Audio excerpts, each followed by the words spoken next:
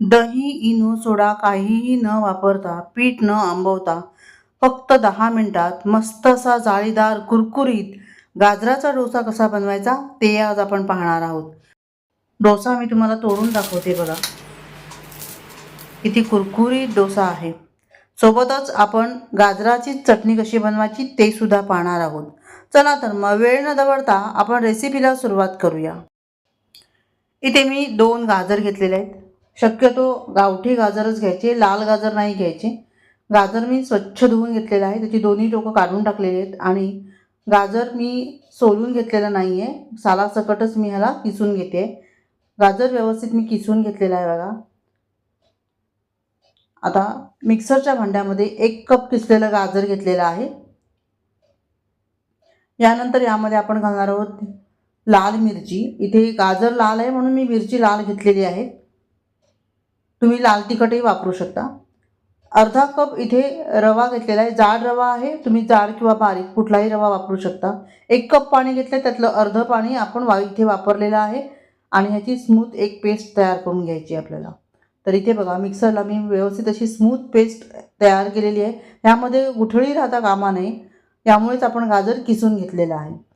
आता यामध्येच आपल्याला अर्धा कप तांदळाचं पीठ घालायचं आहे आणि 1 मोठा चमचा बेसन घालायचं आहे. आता राहिलेलं अर्धा कप पाणी आपण पूर्ण यामध्ये घालायचं आणि पुन्हा एकदा मिक्सरला बारीक करून घ्यायचं. याला एकदम स्मूथ पेस्ट अशी तयार करायची आहे. तर इथे तुम्ही पाहू शकता यामध्ये बिलकुल गुठळी राहिलेली नाही मिळत. एकदम स्मूथ अशी पेस्ट आपण तयार केलेली आहे. मिक्सरच्या भांड्यामध्ये जे काही बॅटर राहिलेलं आहे त्यामध्ये पुन्हा मी अर्धा कप पाणी घेतलेलं आहे. त्यातलं अर्धं पाणी मी इथे घेतलेलं आहे. चांगलं मिक्सरचं भांडं आपण स्वच्छ करून घ्यायचं आहे आणि राहिलेलं बॅटर आपण काढून घ्यायचं आहे. आता हे सगळं व्यवस्थित आपल्याला मिक्स करून घ्यायचं आहे. चांगलं ह्याला फेटून घ्यायचं. इथे मला हे पीठ जे आहे ते थोडंसं घट्ट वाटते, त्यामुळे 1-2 चमचे पाणी पुन्हा आपण इथे वापरणार आहोत.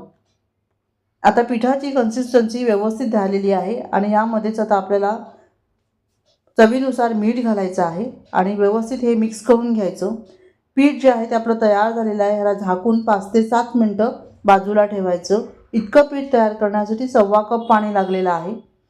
गाजराची चटणी तयार करण्यासाठी इथे मी अर्धा गाजर घेतलेला आहे, 5-6 कढीपत्त्याची पानं, अर्धा चमचा जिरं, चवीनुसार मीठ, थोडंसं हळद घेतलेली आहे, सुक्या लाल मिरच्या घेतलेल्या आहे 4, अर्धा कांदा घेतलेला आहे, अर्धा टोमॅटो आणि 2 चमचे आपण इथे डाळे घेतलेले आहेत. 1 चमचा इथे मी तेल घेतलेलं आहे आणि या तेलामध्ये आपल्याला हे सगळं परतून घ्यायचं आहे. सुरुवातीला आपण जिरं घातलेलं आहे, कढीपत्त्याची पानं घातलेली आहेत, त्यानंतर मिरच्या घातलेल्या आहेत, कांदा घालायचा, त्यानंतर टोमॅटो घालायचं. सगळं आपल्याला व्यवस्थित तेलामध्ये परतून घ्यायचं आहे. यानंतर गाजर, हळद आणि मीठ आपण घातलेलं आहे. डाळे आपण नंतर घालणार आहोत, कारण डाळे आपण ऑलरेडीच ते भाजलेले असतात, त्यामुळे ते नंतर घालायचे आहेत. हे सगळं व्यवस्थित परतून घ्यायचं 1-2 मिनटं आणि त्यानंतर ह्यामध्ये डाळे घालायचे. आता हे सगळं व्यवस्थित आपण चांगलं परतून घ्यायचं. त्याचा कच्चेपणा जाईपर्यंत सगळं परतून घ्यायचं आणि त्यानंतर गॅस बंद करायचा. ह्याला थंड करून घ्यायचं. थंड झाल्यानंतर मिक्सरच्या भांड्यामध्ये घालून पाणी न घालता ह्याची आपल्याला चटणी तयार करून घ्यायची. तर इथे मी ही चटणी तयार करून घेतलेली आहे. तुम्हाला फोडणी द्यायची असेल तर तुम्ही फोडणीसुद्धा देऊ शकता. चटणी आपण बाजूला ठेवून देऊया. इथे बॅटर बघा मस्त असं तयार झालेलं आहे. थोडंसं घट्ट झालेलं आहे कारण रव्याने पाणी शोषून घेतलेलं आहे. अशीच कन्सिस्टन्सी आपल्याला इथे हवी आहे. इथे मी घेतलेला आहे बिडाचा तवा, चांगला गरम करून घेतलेला आहे. तव्याच्या कडा ज्या आहेत त्यासुद्धा आपल्याला गरम करून घ्यायच्या आहेत. थोडंसं तेल घातलेलं आहे आणि कांद्याने हे तेल मी पसरवून घेते.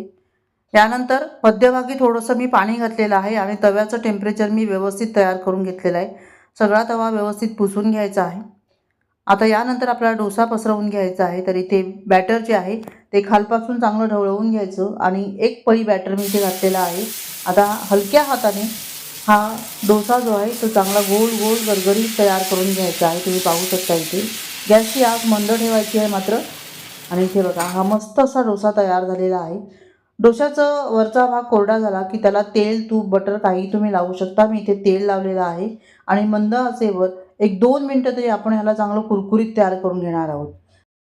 डोसा थोडासा ब्राऊन रंगाचा दिसून लागला की लगेचच आपण ह्याला काढून घेणार आहोत. त्याच्या कडा सोडवून घ्यायच्या आणि डोसा बघा किती सुंदर तयार झालेला आहे. डोसा आहे ना तो तव्याला असा चिकटला पाहिजे तेव्हाच तो चांगला कुरकुरीत तयार होतो. लगेच सुटला नाही पाहिजे तो आपोआप. असा असेल तरच डोसा चांगला कुरकुरीत बनतो. आणि तुम्ही बघा पाठीमागचं टेक्स्चर देखील किती सुंदर तयार झालेलं आहे. बिलकुल मध्यभागी करपलेला नाही आहे आणि ह्याला रंगही खूप सुंदर आलेला आहे. अतिशय क्रिस्पी हा डोसा आहे. याशिवाय चवीला तर भन्नाट आहे हा डोसा. तुम्ही मुलांना नक्की हा डोसा बनवून द्या. मुलं आवडीने खातील आणि अशा पद्धतीने मुलं गाजर खायला शिकतील. नाहीतर असं सॅलडमध्ये कोण गाजर खातं? कोणीच मुलं खात नाही. अशाच पद्धतीने आपण हा दुसरा डोसा पण तयार करून घ्यायचा आहे. तवा स्वच्छ करून घ्यायचा, तेल वगैरे लावायचं नाही आणि एक पळी बॅटर घालून ह्याला चांगलं गोल गोल फिरवून घ्यायचं. हा डोसा तुम्ही मुलांना टिफिनला पण देऊ शकता, कारण थंड झाला तरी तो एकदम सॉफ्ट होतो. इतका मस्त हा डोसा तयार होतो. इथे डोशासोबत खाण्यासाठी आपण गाजराची चटणी तयार केलेली आहे. ही गाजराची चटणीसुद्धा खूप टेस्टी लागते. नक्की ट्राय करून बघा. आणि इथे हा डोसा बघा आपला तयार झालेला आहे. किती सुंदर डोसा तयार झालेला आहे. पाठीमागचं टेक्स्चरही खूप सुंदर आलेलं आहे. रेसिपी आवडली तर लाईक आणि कमेंट करायला मात्र विसरू नका. धन्यवाद. Bye bye.